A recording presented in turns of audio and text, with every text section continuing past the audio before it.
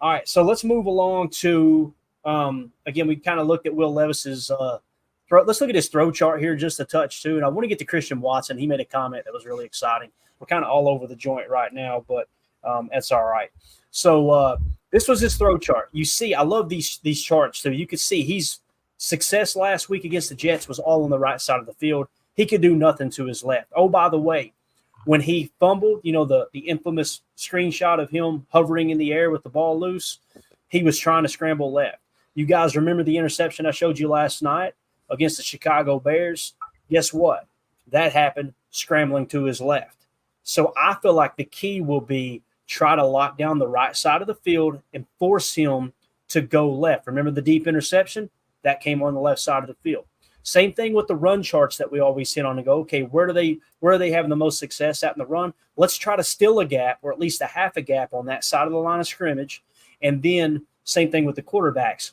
We said it last week. If you guys will remember, I know me and Emilio talked about it a lot. Anthony Richardson. Don't let him have the deep pass. Make him play with touch, right? And he loves to throw to the left side of the field. Be looking for it. Where did Xavier McKinney get his interception? Intermediate pass, left side of the field. And you have bodies everywhere. He was covered underneath. X just kind of stepped back, took the pick, and went with it. So with Levis early on, it feels like you want to try to take away the front side of the play from him being a right-handed quarterback, make him play to the left side of the hash, and also try to get him flushed out to the left because that's where he really makes mistakes. That's kind of my early take on it. You guys got anything to add to that? Go right ahead. I was just going to say that Rashawn Gary, like I just talked about, going against Nicholas Petit-Fier, I believe is his name at right tackle, should probably hinder what he likes to do here, which is clearly going to that right side. So if Gary can get there, and I've noticed a lot of this, Tim, you can tell me if I'm wrong, but Gary, I feel like has taught some of the younger kids that if they can't get there, put your hands up. I was always told that as a defensive lineman because you never know, like it really does affect the trajectory, the ability of that quarterback. Absolutely. So what do you think about the possibility of Gary just lighting a bomb on that right side? Yeah, I'd love to see it. Like I said, put him in the wide nines and, let's get after him. But I also think it's going to be a delicate dance too, because, if we can, like Clayton was saying, can we get home with 4? Maybe we don't have to go super blitz heavy, super pressure heavy, and let this kid stand in the pocket and, think he's going to pick us apart. But, we got some ball hawks in that secondary. So that was the other thing too. Whether he's in that pocket or he's flushed from the pocket, this could be one of those things where if he rolls out, that could get us in more trouble than keeping him in the pocket. Mm-hmm. I think him being back there, scanning, going through progressions, maybe seeing ghosts, as they say, seeing things that aren't there, that could benefit us just as much, if not more than, sending the dogs after him all day long. Yeah. And the big thing too, Tim, if you remember the interceptions we showed, the 3 interceptions he's thrown this year, pressure in his face off 4, 2 of the interceptions, just a 4-man rush. They sugared a 5th and dropped him into coverage. And then the other one was a 5-man rush. And I think that was actually a delayed safety blitz off of one side. So, I think you hit the nail on the head. Put more people in coverage, contain him in the pocket. All these people that want the defensive line and the pass rush to just pin their ears back, you might have to wait one more week. Wait till Sam Darnold. That's when we'll do that. We ain't got to worry about him running around the joint. But Will Levis still has a little bit of that in him too, where he can gash you. I'll put it this way: he's way more effective scrambling than Tommy DeVito. You know what I'm saying? Right. So if he can cut somebody apart, getting too aggressive with your pass rush, Will Levis damn sure can. So, and like you said, he's an aggressive runner with the ball. He's not going to slide. So you got to go up there and make a play on him if he's going to run. Definitely, no doubt about it. Yeah. So let's do this, man. Instead of hitting the Christian Watson clip, we'll hit that at the end. Let's get to some Jeff Hafley sound bites. Y'all good with that? Yes. Yeah. Can I just interject one quick comment, which I think is good? Prince just threw in here, Andre Dillard revenge game.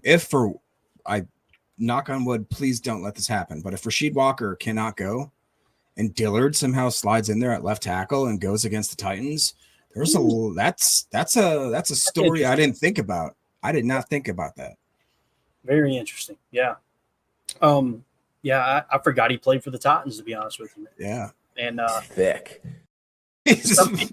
Some people were saying, why do the Packers keep ending up with all these Titans? You got Andre Dillard, you got Malik Willis, you got the kicker Narvison, right? I'll tell you why.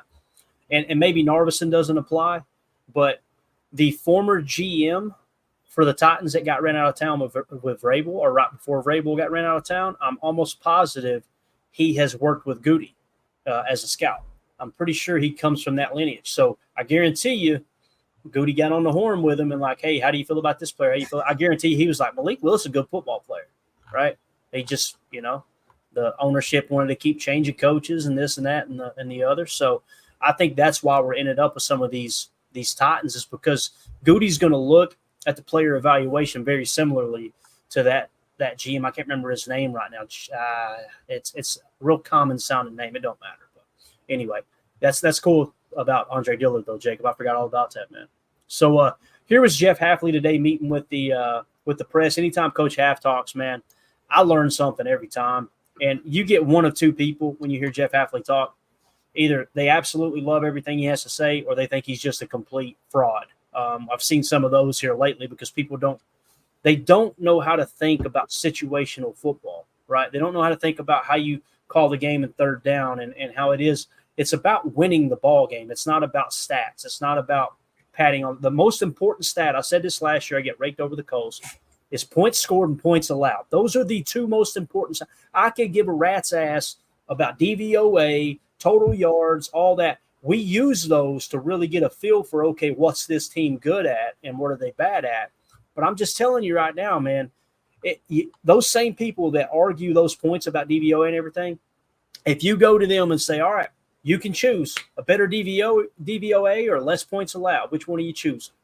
You'd be a knucklehead to choose any other statistic other than points allowed. So that's here was Coach Half today. I just tweeted out Green Bay Packers defense coordinator Jeff Hafley talks about the importance of vision and break along with how it applies to coverage rules with a match-heavy scheme. So you're going to hear a lot. When you guys hear me talk about, like the other day we talked about a cover 6 match hybrid or hybrid match, there's a lot of match principles involved with Jeff Hafley's defense. Many people thought, because some of the sports media led some to believe, Jeff Hafley's going to come in and play bump and run. We're playing man coverage, baby. That's what he does. Because he had one quote of him saying he loves bump and run.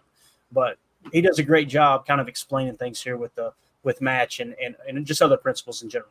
Do you saddle them with a lot of rules so that they can play with vision, or is it the opposite of that where you try to take the rules off and just let them see and react?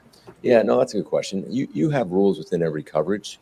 I'll give you an example. If you're a pattern match team, you're spending a lot of time each week matching routes. If 2 goes in, I do this. If 2 goes out, I do this. If 2 goes up, you always kind of look at 2 in, 2 out, 2 up. Same with 3.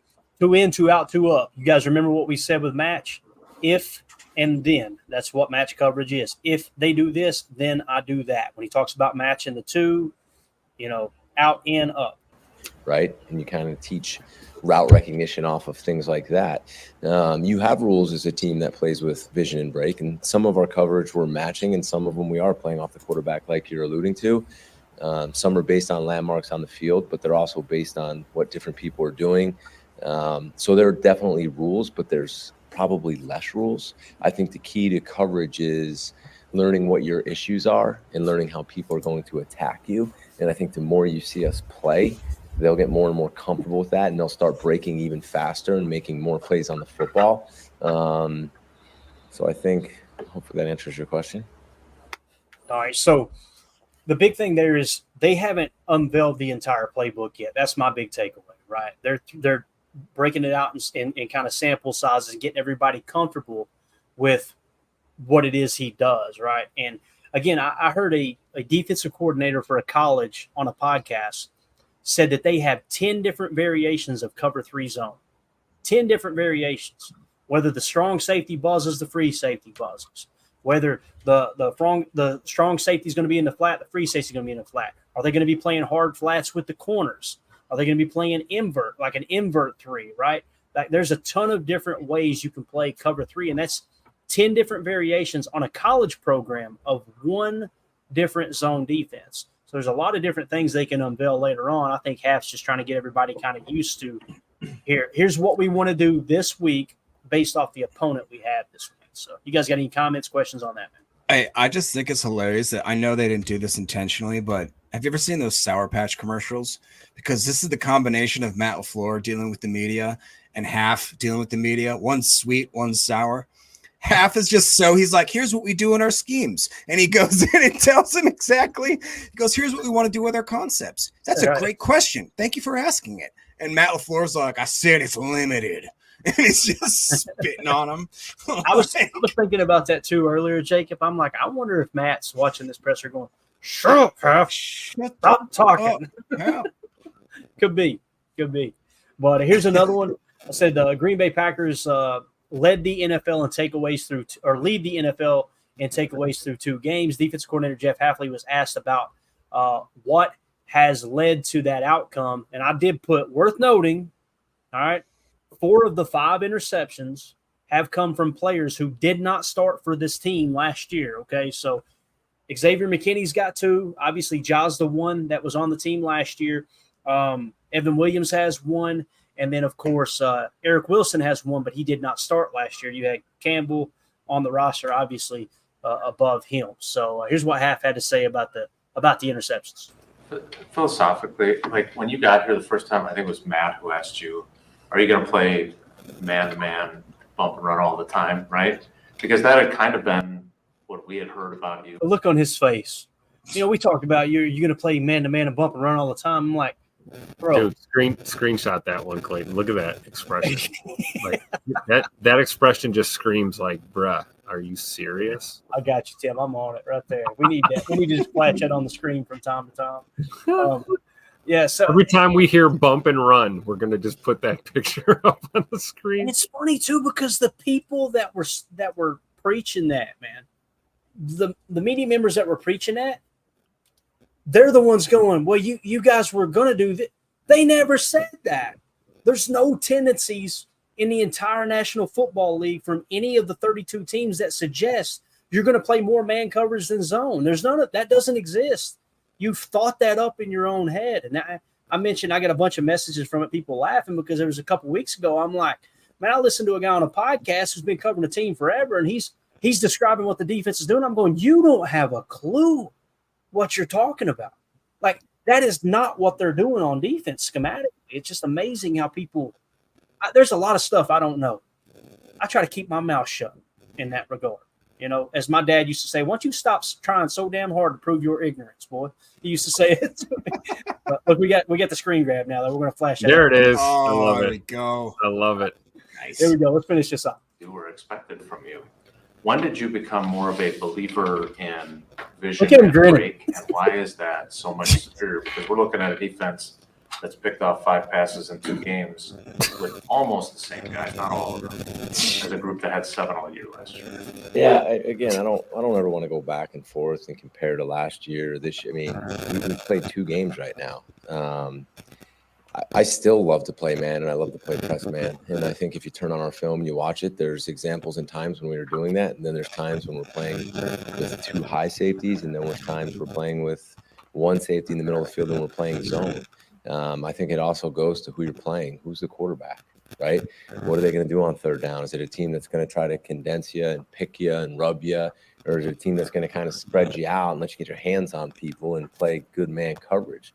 So you can't just say, I'm going to go in and just be a man team every single week. You got to have answers. And I think as we continue to go and we're on the field more and we get better at what we're doing, and I keep saying this, and we're able to evolve as we really learn each other and get used to playing with each other and get cool. You're going to see a little bit more. I hope we get some static, fellas, from somewhere.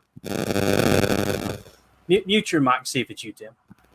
Maybe it stopped. You might have had something too close. All right, appreciate it, bud. More of everything, but I think right now, it's what can our players do best. How are we going to get attacked this week versus last week versus the first week against the Eagles? And it's our job, and I keep saying this, to put our players in position to make plays. I mean, that's the key. So you look at some of these interceptions like last week, you know, we caught them in an area of the field where there was a lot of play action shots and we center pressure, and Quay did a great job. I mean, Quay disrupted the quarterback, the D-line did, McDuffie kind of followed suit, and I thought the coverage was tight, and X read him and was in the middle of the field and was able to make a play. Eric Wilson's pick, he was playing with vision on that. He kind of felt the route. He bent inside, quarterback sped up and he was able to make the play. I still think we should have had more. And I don't say that like, just coach speak. If you turn on the tape, there were opportunities to get the ball more, just like in the first game. And we have to take advantage of that. Yeah, and that was the problem last year, Tim. You remember we were talking about that all year. It was dropped interceptions. It was times guys were just covering space and no one in that space, right?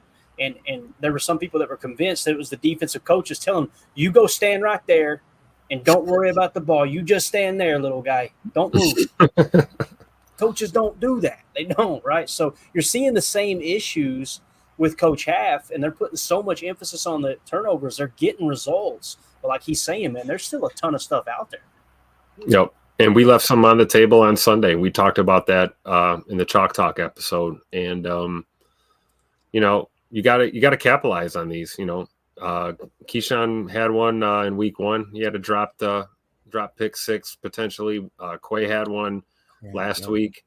I guess the good thing about missed picks is it's still a PBU, but at the end of the day, man, you got to capitalize. And that's what this whole defense is geared around, right? Is making, that offense make mistakes and then capitalizing on them and continuing to give, our offense the ball and more opportunities to score. And, you can't miss those opportunities because, they come few and far between. I mean, we talk about Will Levis and, being a turnover machine and all this stuff.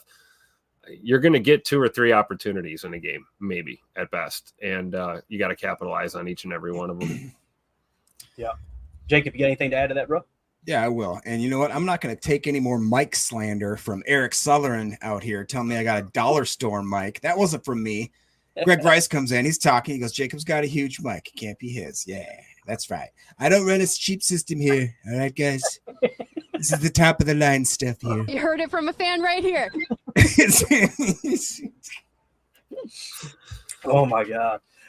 So, obviously, we talked about turnovers. One of the big things that popped up this week, a big question mark. Actually, let me put that on hold. We're going to come back to the Carrington Valentine talk. Let's do this. So this was the quote of the day for me from Jeff Hafley, right? And I know people here. This is one that got quote tweeted, and somebody quote tweeted it and was basically like, "People are already making excuses for Hafley." And I'm telling you, man, this is how coaches think right here. The quote was, "The only thing that matters is winning and losing. Period. Case closed." Right? And here's how he set it up. Again, it's about 1:47 long. Here's Coach Haff again.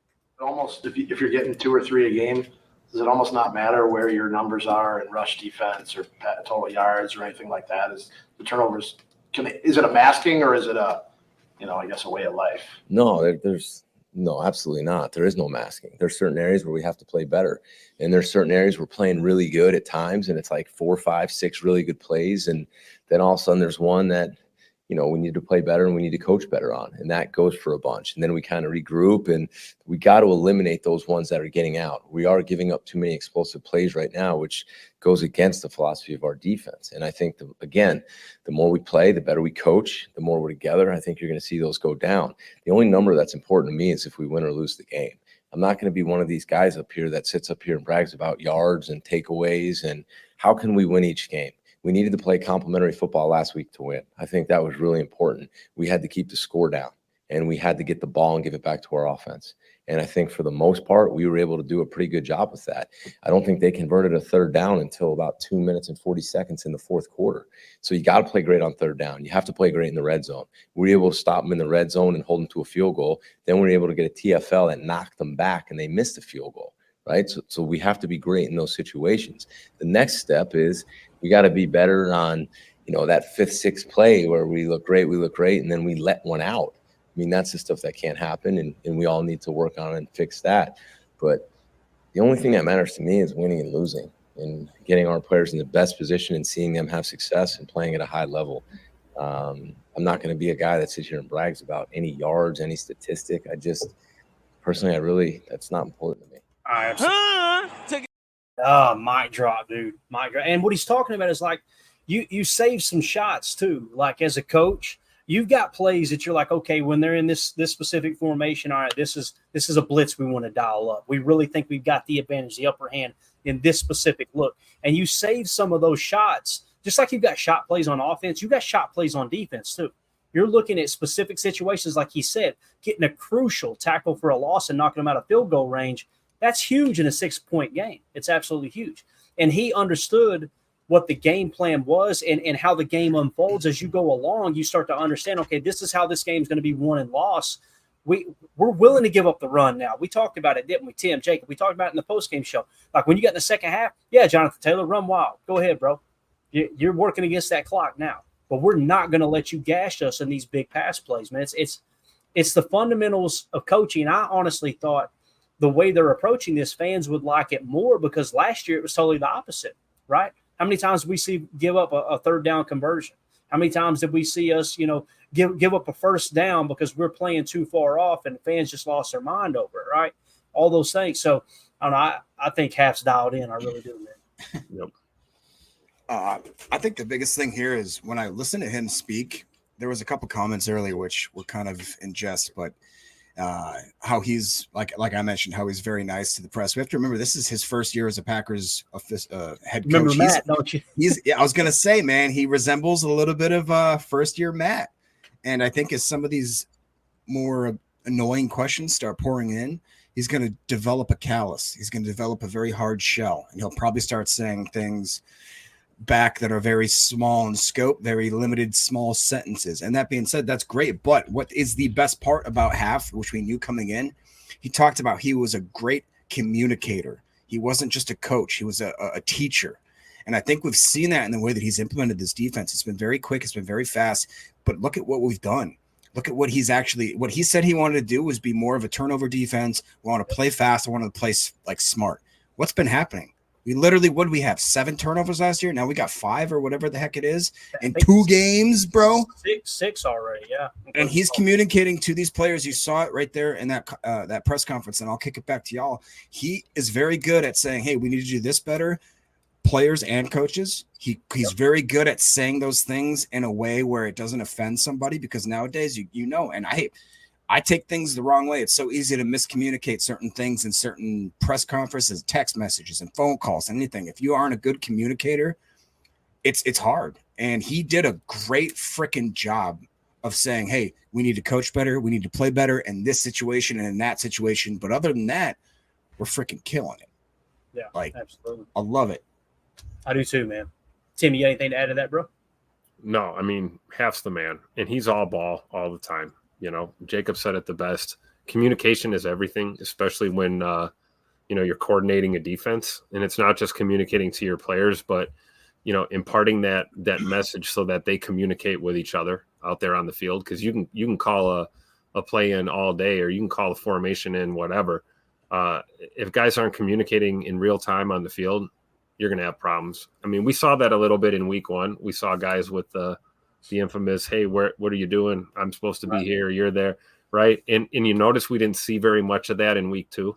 Right. So I can guarantee you somebody did a lot of communicating in practice and in the film session following the Brazil trip. And we shored a lot of that up on the defensive side of the ball. So Jacob brings up a good point, man. Communication is everything. And, when you're the coordinator, when you're a coach, you lead by example. Anyone can sit there and preach and tell guys, tell these multi-million-dollar athletes what to do. It's another thing to actually be able to communicate and make sure that message resonates with your players, and that your players are, communicating amongst themselves. The best teachers in the world don't have to babysit their students. They impart that wisdom, and they trust the student to follow through with the lessons. So I think that's what we're seeing here only a couple weeks into this season, and I think we'll continue to see it as we go throughout the year. Yeah, absolutely. Communication, too, is everything in every sport. Like, I was blessed enough to go to a couple private practices with Coach K at Duke University, and, wow, you're talking about awesome. Cameron indoor, just about 20 of us there, business owners, and seeing him, we have a copy of the entire practice schedule of what he's going to hit on by the second. Everything's so militaristic. And there was one particular player, I won't say his name, but during practice, he wasn't communicating. He was just quiet. He was just doing his thing. You know what I mean? Coach K blows that whistle. I mean, loud, boy, made everybody in the stands jump, hits the whistle.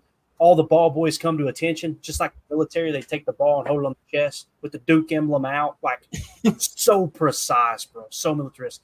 He blew that whistle and he said, listen, when you're talking, he said, when we need to communicate, you need to be involved with everything. Your teammate doesn't know what you're doing, right? He said, when you're not talking, you're in your, and he said the S word, poop. He said, you're in your poop. He said, I need you in ours poop. And he blew that whistle again. They went right back. I was like, whoo, it was so good. I love that you bring that up. You know, Mike Krzyzewski, an absolute legend, right? You know, college basketball. But one thing that I think of when I think of Coach K, and actually when I think of Jeff Hafley and a lot of these guys, is the great coaches. It doesn't matter what level. They could coach a, you know, 6th grade youth basketball team. They could coach college players. They could coach professionals. I mean, look at Coach K. You talk about everything he did at Duke. You know, he coached the dream team, or, you know, one of our dream teams, you know. So from pros to college to youth, it doesn't matter. We can talk about our own Vince Lombardi. Vince Lombardi didn't just coach football. You know, he coached a lot of sports and at a lot of different levels. And, you know, Jeff Hafley, here's another great example coming from Boston College most recently, but you know, he's bounced around the NFL in and out of the college game, coaching guys at multiple levels. And, you know, great coaches are great coaches, period. Yeah, Vince Lombardi, many people don't know this, but I think it was at St. Cecilia's High School, right, where he coached and he taught. I think he taught Latin and something else. They needed a basketball coach. He'd never coached basketball. He bought a book on how to coach basketball, led him to a state championship. Yep. So, like, I'm telling you, it's universal, man. It really is. And, you know, it's same thing with football, right? Like anything communication wise. I remember you could find this. I'm trying to think of what year it was, but it was on. I know it's in Michael Lombardi's book, Gridiron Genius, and there was a NFL Films that covered it too. I think it was. I want to say it was Brandon Browner. I could be wrong. There was a DB in Darrelle Revis. Darrelle Revis, the GOAT, right? The Hall of Fame, right? This dude gets signed by the Patriots, and they're at practice. And Darrelle Revis isn't communicating. Everybody's communicating. Everybody's shouting it out. We talk about being on the same page. And Darrelle Revis wasn't communicating. And somebody said something to him, and he just kind of shrugged it off like, I'm Darrelle Revis. Next play, I want to say it was Brandon Browner. I could be wrong. They said before the play was over, DB sprints over Darrelle Revis, clocks him, sucker punches him, fight ensues. And they said, you look down on the other end, and Bill Belichick's down with his arms crossed, not doing anything, just laughing, smiling. Because he knew exactly what that player was doing. After that, guess what? Darrelle Revis started communicating. Pretty sure that was Brandon Browner, if I remember correctly. It was, yeah. I remember that story, man. Baseball is another thing. Like I played baseball my whole life. You've got to communicate as a shortstop. Oh my God, me and you on two. The pitcher's got to know who's got two. It depends on the hit chart. It ain't just a righty and a lefty. At the high school level, it's okay. This dude likes to hit opposite field. Hey, I'm taking this one because the second base needs to play closer to first. Me and you on two. I got the double play from the pitcher. Me and the catcher, we're on the same page. You got to know everything. You can't assume that guy next to you knows. You've got to communicate. You got to make sure. And if you're playing second base and there's a runner on first, you got to know where your double cutoff is. If that ball makes it to the right wall, you're communicating with the shortstop. Hey, you're my two. You're my two. You're my backup. You're my double cutoff. I got to get out there because we got a lot of noodle arms at the high school level, and you run a double cutoff. Right? Like there's so much communication. And who's covering the bag if that guy tries to steal second? Exactly. A right-handed hitter, a left-handed hitter. What is the situation? It's true. There's so many comparisons between those sports because baseball is all situation, and so is football. Down and distance situation, time on the clock. Is it a 1-score game? Is it a 2-score game? Well, real quick too, Tim, it's like in Clayton is once you get into a system where the system becomes almost auto running itself, like a Bill Belichick, when you get into that dynasty mode, the players start being the coaches, which is something that is incredible. Like you would never expect that to ever happen. You have a decision or an implemented plan that you want to make sure happens. And then all of a sudden, after like 3 or 4 or 5 years, whatever it is, you start churning. Your players literally are taking, like you talked about Bill Belichick. He's just sitting there in that cutoff sleeves, just going. He knew exactly what was going on. So, I feel like you talk about years and experience. That's true. But it's like, I feel like we have that right now with Xavier McKinney. Yeah. That's my point. Like McKinney's been here, 45 minutes basically. And so is Jeff Hafley. But when I see McKinney out there patrolling that secondary, it's like seeing Hafley with pads on. Like he is the general out there, and you love to see it. And again, communicating. I mean, how awesome is it for guys like Bullard and Evan Williams and I was going to say that, Tim. It's just so great to see them in this system, and you just know these guys have a bright career ahead of them because they're where they need to be for development and for playing high level ball right now. Right now, there's none of this. You're a rookie, and we're going to make excuses for you. No, we know what the job is. We expect everyone to do the job and communicate, and guys are leading by example, but. To Jacob's point, I see that right now we're 2 games in, going into week 3, and we've seen this with Xavier McKinney since the start of the season. So you got to love it. Yeah, and you hit the nail on the head. Like every time I think of Bullard, and Bullard had a great game last week. By the way, I think A.J. Brown's still out from that hit. Like Bullard rocked him, and it was illegal. You know what I mean? Like nothing dirty. It was all shoulder. Yeah, and so you've got him literally learning from Xavier McKinney. Xavier McKinney's not going to be here forever. If Javon Bullard turns out to be a great player, that's going to be a safety in this system for the next 10 years. Maybe not this system, but for the team in the next 10 years, right? That's the reality. And you got Xavier McKinney teaching him the ropes, man. You can't put a price tag on that. Yep. It's phenomenal. Absolutely phenomenal. All right, so here's the last one from Hafley. This is real quick. You guys know during the game we seen Carrington Valentine come in from Eric Stokes. Now, keep in mind, Carrington's hurt this week, so he's probably not going to – there's a good chance he doesn't play, so this might not apply this week. But I wanted to hit on it because everybody was going, hey, is Eric Stokes hurt? This is what Coach Hafley said when he was asked about this. Rotating Stokes and Valentine, is that something you determine that rotation before the game, or are you looking for certain things in the game to determine, when to put guys in and when to take them out? Yeah, no, that was determined before the game, and it was communicated before the game. CV's a guy that, and you guys know, he's missed a lot of the training camp, and we thought he was having a great training camp before he was injured, and then he came back and we saw him practicing better and better and making some plays in practice, and we thought he deserved to play. The more guys that can have a role, I think that's really, really important. And when they go out and they practice and they compete and they're doing all the little things right, if they show that they deserve to play, we got to find a way to get them on the field. And we felt strongly about that. And I thought he did some really nice things in the game. He was physical. He came down and run hard a few times. He made a few good plays, a few good tackles. I thought he covered pretty well. The more guys you can get involved in those positions, you're going to need them. I mean, you're going to need those guys. And then, again, as we go and we develop, we can have packages where they're all in. And that's a start for him that I'm excited he got some playing time. We're building a team. We're not collecting talent. I freaking love Jeff Hafley. You hear those words? I felt like he deserved to play. Yes. Now that's going to make all 53 on that team run through a freaking wall for you at any given Sunday, Thursday, Monday, whatever. They don't care. So you stole my talking point. Darn it, Tim.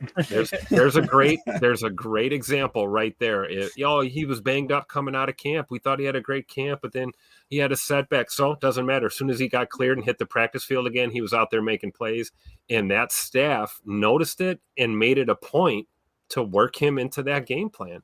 And we talked about this. Having all this talent in depth in our secondary in particular is a good problem to have. It allows you to do things like this. Look at Stokes. Stokes has been hurt basically the last, year and a half, 2 years off and on.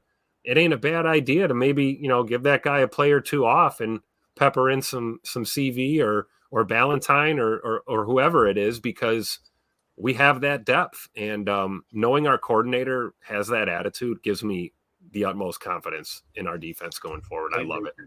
Completely agree. Think about it too in the aspect of like just Green Bay being a desirable place to go play at, whether you are drafted there, UDFA, if you're in the trade market, whatever the case is. We have shown consistently that if you are a UDFA, it's definitely where you want to be. We have shown for sure if you're a late round draft pick that it's where you want to be. We're going to give you chances. And we've shown obviously lately that, like you just talked about, if you deserve to play, you're going to play. And I think that like Tim just said, I mean, what more could you want from maybe a late round guy or a UDFA or a guy that's fighting to get a draft pick or for a position? I mean, It does make a difference because I know that there's 100 examples over the last few years. They talked about it in many of the books we've referenced, where when guys get stagnant, when the locker room gets stagnant, and they realize there's no way that I can either move up or down because of whatever dynamics are going on, they turn off. It's Absolutely. done. You've lost the locker room. What we have right now is a thriving ecosystem. Yep. It's crazy, dude. That's why you see these young players out there laying their body on the line on special teams. Yeah, I mean, we've seen it with Cooper. We've seen it with Evan Williams, Kalen King. We saw it during camp. I mean, these guys know that a rep is a rep. It doesn't matter if it's a field goal, if it's a punt return, whatever. You're going to walk out there and hold the towel during coin toss. Then, Right. you know, whatever it is, I'm going to go out and I'm going to play hard because I know that my coaches are taking notice. And, you know, we talk about the piss boys, right? Yeah, Those, piss boys. Yep. You know, piss boys. You know, we got a lot of quality control guys in that organization, and that's their job, right?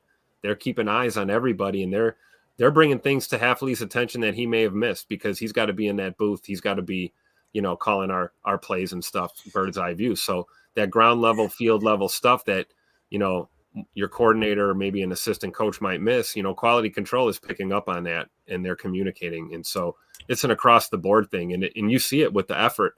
You know, nobody takes plays off. We saw that last year. That was one of the things that was so tough to watch was you literally saw Devondre Campbell take a play off. You know, we saw it more than once. And, you know, it's hard to watch that. Now we're getting the polar opposite. We got guys, you know, balls to the wall every single play. Dude, I think what's crazier is that they're building packages so that we never have. So if you remember, it just kind of games of old, you know, the strategy was you have your starters, you got your backups that maybe spell them for maybe a series or a half a series, whatever it is.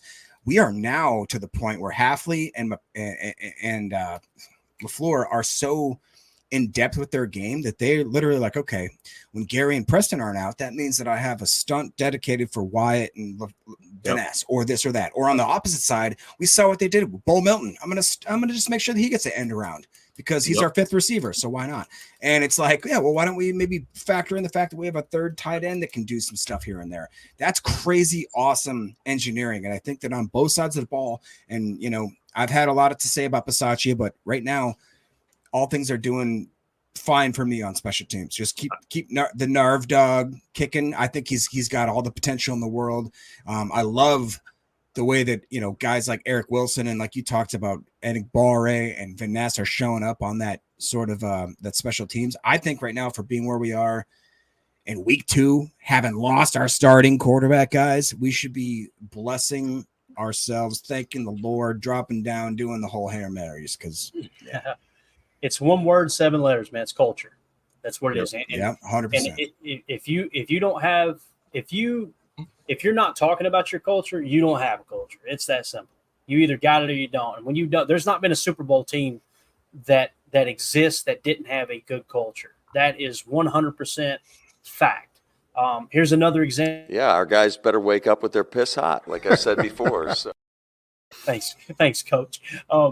This is another example here, and we'll get ready to wrap up. I know we're already going over on time, and this absolutely flew by. That's crazy, man. Christian Watson was asked about the game plan. You know, there's been a lot of talk. He's not getting touches. He's not getting this. He's not getting that. Everybody, I won't mention names. People on Twitter are upset that he's not more involved. There's people on Twitter saying he's washed. There's people on Twitter saying he's overrated, this and that. This is how Christian Watson responded to it. The motivation to win a football game is enough for me. You know, I can only speak for myself, but I mean, I'm going to do whatever it takes to win the football game. You know, obviously, you know, like you said, everyone wants the ball. Everyone wants to, you know, make plays.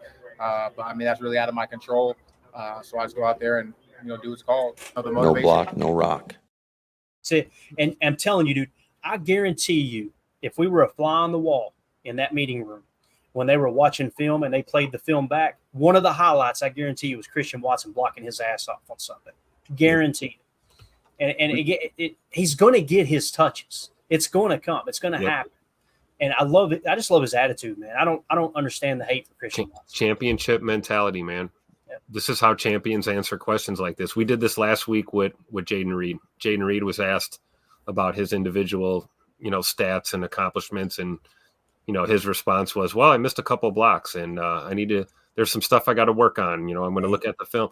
It's constantly forward. What can I do to help this team win a football game? Right. I love it. The motivation to win a football game is enough for me.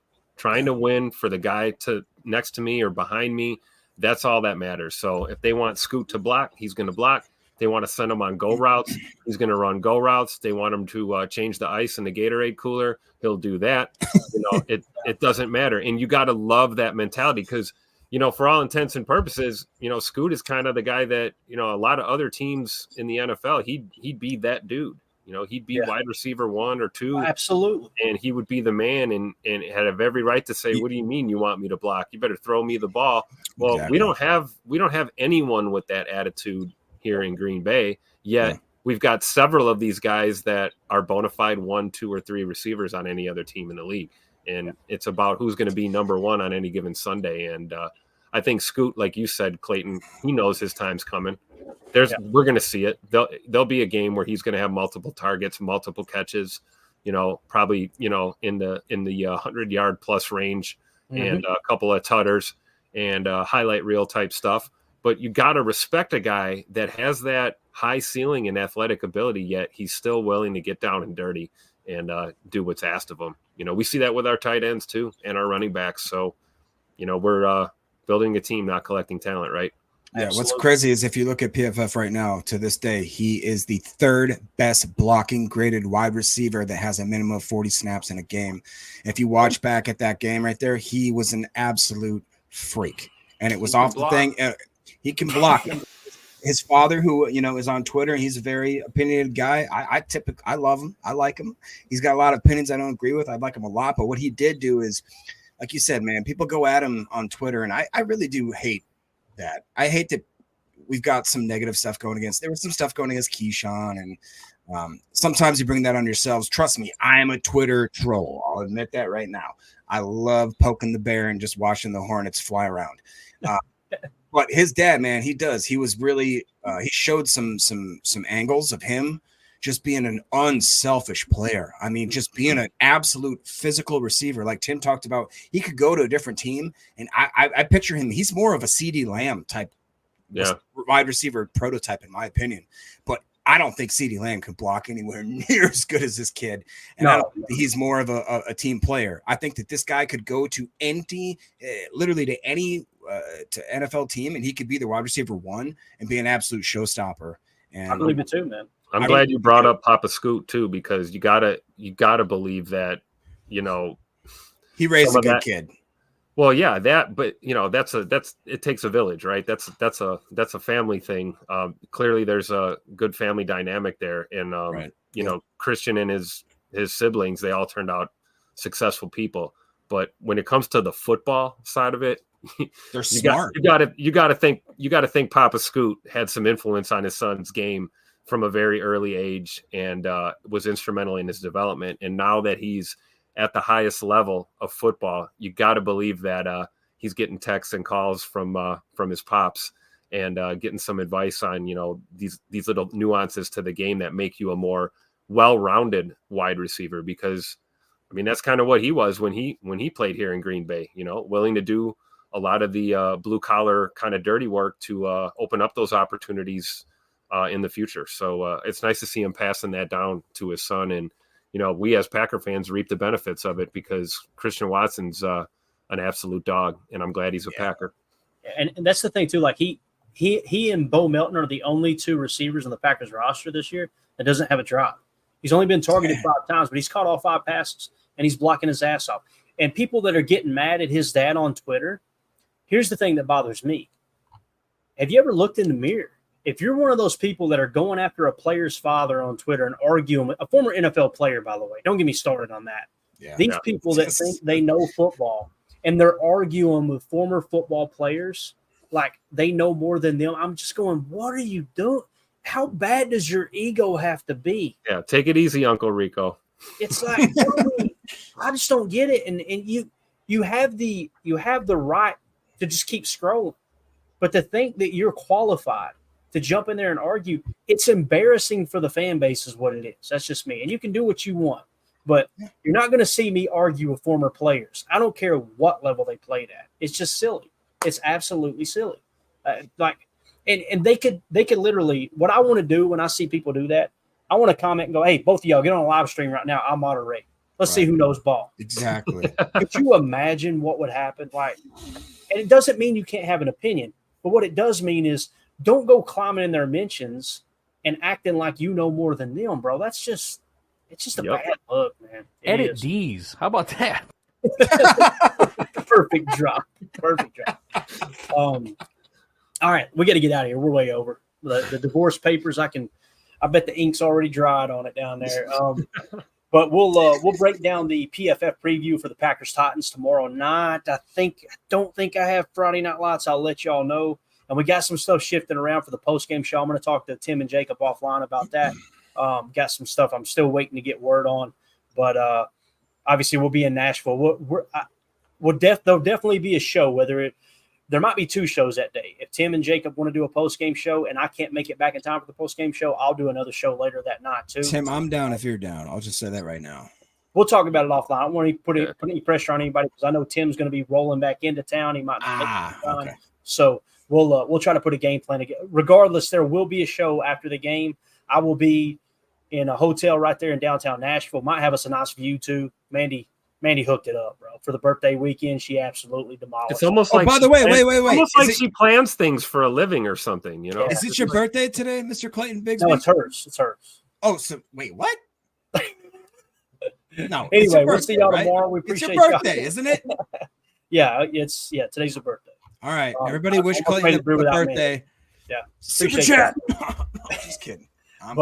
No, don't do that. Please don't do that. God, that would be so cringe. Please do not do that. I knew he would hate it. Let's get off of here before they can do that. As a matter of fact, no, he would do it. But we'll if there's no Friday Night Lights tomorrow with my nephew, then we'll be back on tomorrow. If not, we'll figure something out. Everybody wish him a happy birthday in the chat. Come on, give him a happy birthday. This old man won't let us wish him a happy birthday. What I was getting at is she hooked us up with a high-rise hotel downtown Nashville where there's going to be a sweet view.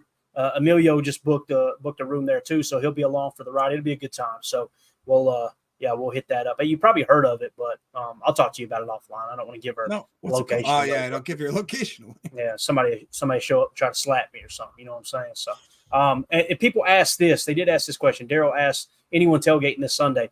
I'm probably going to be at that landscaping meetup or whatever that we're invited to. We're going to be in a section of the stadium where we got like an indoor atrium. So you got to have a ticket to get in there. But if anyone wants to meet up pregame and I'm still outside of the stadium because we're allowed to go into our section at like 10 a.m. I think it is. So there's like little extra privileges and things.